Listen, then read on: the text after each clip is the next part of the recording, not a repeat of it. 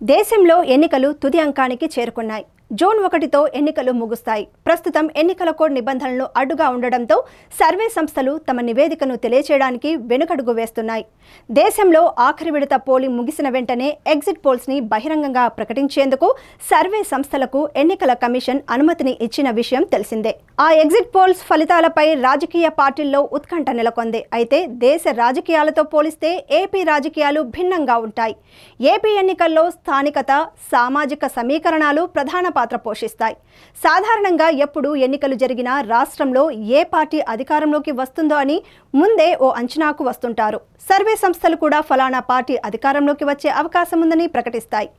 రాష్ట్రంలో పోలింగ్ శాతం పెరగడంతో అది ఎవరికి మేలు చేస్తుందో అని రాజకీయ పార్టీలు ఓ అంచనాకు రాలేకపోతున్నాయి. పోలింగ్ తర్వాత ఓటర్ల నాడి ఎలా ఉందనే దానిపై రాజకీయ నాయకులకు అంతు చిక్కడం లేదు. ఏ పార్టీ అధికారంలోకి రాబోతోంది అనే విషయంలో సరైన క్లారిటీ రావడం లేదు. దీంతో ఎగ్జిట్ పోల్స్ పై రాజకీయ పార్టీలన్నీ కూడా ఆశలు పెట్టుకున్నాయి. అయితే ప్రధాన ప్రతిపక్షమైన టీడీపీ ఎగ్జిట్ పోల్స్ పై పెద్దగా ఆశలు పెట్టుకోలేదని తెలుస్తోంది.